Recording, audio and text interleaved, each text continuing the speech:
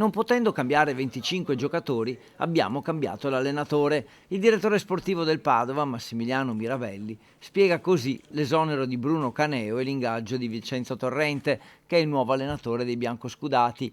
Campano di 57 anni, ex giocatore, arriva dal Gubbio, con cui era sotto contratto, sebbene non più alla guida della squadra, dallo scorso maggio. Prima sensazione, insomma, diceva prima onorato di essere qui. Sì, onorato perché Padova è una grande piazza, sono arrivato con grandi motivazioni, grandi stimoli e quindi ho tanta voglia di far bene. Arriva però in un momento un po' difficile per il club. Se no non sarei qui, quindi il mio compito è quello di tirarsi fuori da questa situazione. Ho già vissuto in passato e spero, dove ho fatto bene, spero di fare altrettanto qui a Padova. Un compito non facile, quello di risollevare la squadra dalla palude di metà classifica, ma un compito che non spaventa il nuovo mister, già abituato a lavorare sotto pressione. Obiettivo?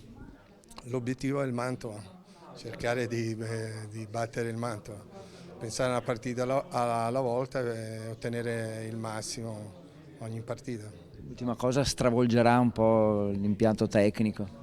No, cercherò di mantenere un certo equilibrio, è fondamentale per me in questo momento conoscere i ragazzi e poi vedremo quale sistema giocare. E così la partita con Mantova sabato prossimo a Leuganeo è già un debutto per il nuovo tecnico, importantissimo per la classifica. Il Padova è 14°, il Mantova 16° con 3 punti in meno.